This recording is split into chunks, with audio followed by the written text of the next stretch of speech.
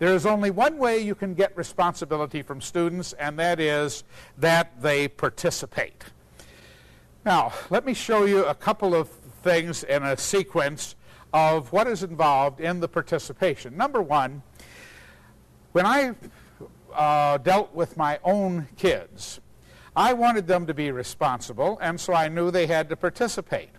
For instance, I have a rule that I would never, ever attend a parent conference as a parent without my kid not only being present, but fully participating.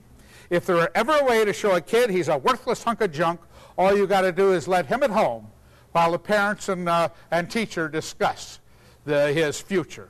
He doesn't even get to hear us do it. It shows he has no part in it, nothing to do with it, nothing to say. He can't even listen. We will decide whether he gets his TV cut off, whether he goes to summer school, whether he has to do extra work, and he doesn't even get to hear us say it. That's because he has no responsibility. He just listens to what we say and may or may not do it. The first conference I went to with my older daughter, we went in, and you know how it is when the teacher's writing about from the last conference. We're standing at the back, my wife and I and my two daughters. And when it came time for us, she just said, Annie, you can take Heidi out on the playground while we talk. And I said, no, she can't. I want her in the conference. And that's all I said. So we went up to the conference, my daughter and my wife and I. And Heidi was back at the board trying to reach it and draw. And after a few niceties, one of the things the teacher said was, Anna doesn't use her free time very wisely. Now, I had considerable question about how you use free time wisely. It seems there might have been a contradiction there, but I didn't discuss it. I just did the only thing I knew to do. I said, Anna, your teacher says you don't use your free time very wisely. See, I don't use her free time. She uses her free time. She's the one who needs to know what wisely is. She's the one who needs to know the teacher's concern. What would I do if she were at home? Okay, go home and say, your teacher says you don't use your free time very wisely. And she said, yes, I do. Now, what am I supposed to do? Say, no, you don't. She needs to be there. She needs to fully participate, have a part in it. Now, from that point, I learned that that's what I do as a teacher. When I have parent conferences, and this includes any level that I've taught, I have my kids coordinate their parents' time with my time. I don't let the secretary send out something about when to meet and all that stuff. They coordinate the time. They decide when to come. They bring their parents to the conference, and they conduct the conference. What I do is keep them honest, because I get some kids who want to do a snow job on their parents, and I get some other kids who don't want to talk. So when they come in, we talk. I say, well, what are you doing? What are you working on? You mean you've done this? Or you haven't done this? Or you've done this? But you could do it before you started? So you didn't learn anything. That was busy work. Okay, what else did you do? You mean you could work this problem? Oh, all right, what if it were like this? Then could you work it? See, we talk about what you're doing. Now, there are two particular advantages to it, including the fact that I let my parents know, you want to know what your kid's doing? Ask him. You want to know how he's doing? Ask him. What he's going to be doing tomorrow? Ask him. He knows. He knows what he's doing. He knows why he's doing it. He knows where he's going. He knows what he's going to do next. Now, there's one thing I know that nobody else in the world knows, and that's how I feel about things. So if you'd like to know how I feel about how your son or daughter's doing, I'd be glad to share that with you. But you need to ask him. See, in a parent conference where a mother said to me one time, well, he never brings any homework home. Now, what am I supposed to do? I don't bring home homework. He brings home homework. I'm not even concerned with homework. She is. That's why she mentioned it. Now, if I have a responsibility there, only my part, not anybody else's, I will, if I can assure her that he does, in fact, have plenty of homework anytime you want to give him some, then you let him know you won't want homework. I don't give homework. Okay? And I got news for you. I'm not going to send a note home telling you what his homework is, because if you can't get him to tell you whether he has homework, you have a heck of a lot worse problem than whether he has homework. So the whole idea of I take my part of the responsibility. I do not relinquish a part of my responsibility to anybody ever under any circumstance. I don't care whether it's a state patrolman or my wife or anybody else. I have my responsibility. And my daughter has hers, my wife has hers, my mother has hers. And I don't take their responsibility, but boy, I take mine. And I let them know. Anna always had this problem. In the third grade, She came home with a note, said, Anna is daydreaming, staring out the window, and not paying attention. So when my daughter handed me the note, I just said, what's this? She said, the teacher told me give it to you. I said, why'd she tell you give it to me? Because she wants you to chew me out. Why would she want that? Because I was finished my work, I was looking out the window, and she didn't like it.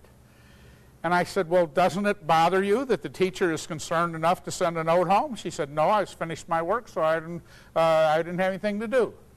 And I said, well, what do you want me to do about it? She said, I really don't care. And I said, well, look, I got to do something, even if it's nothing. Either I got to call her up or make an appointment or write a note or throw this in the trash can or something. I said, what do you want me to do? She said, I really don't care. So I figured out she really didn't care. So I just wrote a note on the bottom that said, Anna doesn't have that problem at home. Look, it's not my responsibility. It seems to me the teacher has a problem. Why are you bugging me with it? What am I supposed to say? Did you pay attention at school today? The teacher has a responsibility for the kid who is not doing it or has finished his work who is staring out the window. I don't have a responsibility. Now, I go much further with it than that. I go to the extent that my kids deal with school every second of every day. They decide whether they're going to slouch in or hurry in. They decide they're going to do their homework or half do their homework or do a slob job or cheat on it or feign illness or skip school. They decide every second of every day what they're going to do. They deal with school.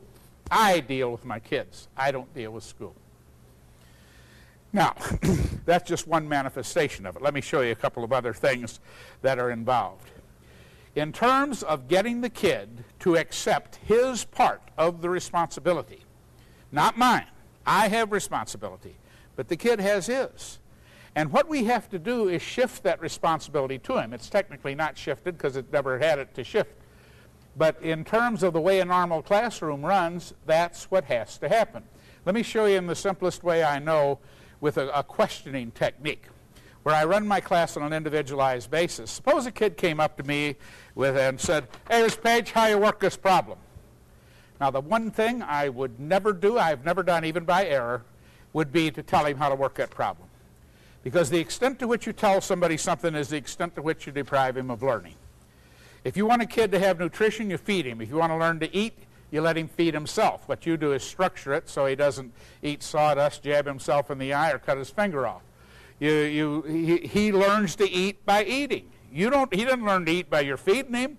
Kids don't learn to think by our thinking for them. They don't learn what's important by our telling them what's important. They learn it from their standpoint. And so the kid goes, hey, Mr. Page, how do you do this problem? I would give my favorite reply, which if you had a TV camera on me there, you would probably see more frequently than any other reply, which is, now, it doesn't mean I don't know. What I want the kid to do is have to think about it and rephrase it. When he sees me go that, I just want to know how to do the problem. Now, I still want him to think about it, so my answer would be, I beg your pardon? How do you do the problem? No, I understand that part. I just didn't know whether you want to know how I do the problem or how you do the problem. I just want to know how to do it. Well, no, I understand that part too. But do you mean you want to do it in such a way that the next time you come to one, you'll be able to work it? Or you just want to do it in such a way that you learn that if you want to know the answer, ask Mr. Page? I don't know. Well, if you want to know how to do it, would you mean that you would like to learn to do it, or you just want the answer? I guess I want to learn it. Oh, well, if you want to learn it, I'd love to help you.